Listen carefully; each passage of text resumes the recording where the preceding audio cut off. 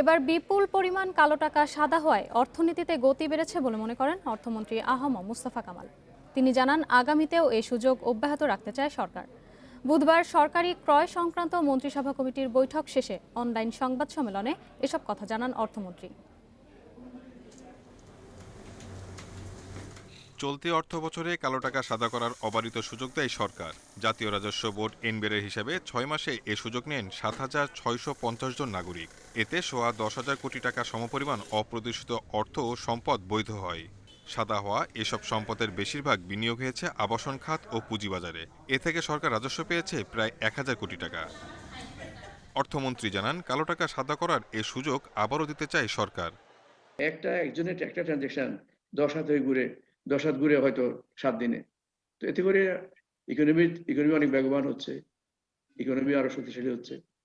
আমি মনে করি যে আমাদের যে উদ্দেশ্য সেটা আমরা সফল হয়েছি। অন্তত পুরোপুরি না হলেও বেশিরভাগই আমরা সফল হয়েছি।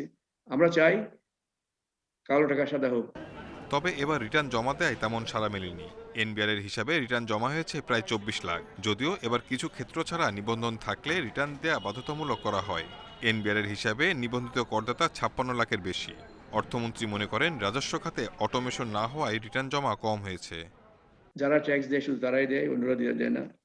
এগুলা রেট অফ ট্যাক্সেশন আমাদের অনেক বেশি ছিল। আস্তে আস্তে আমরা যেগুলো এগুলোর কমিয়ে না নিয়ে আসতে পারি, কম্পিটিটিভ জায়গায় নিয়ে আসতে না পারি, তাহলে হবে না।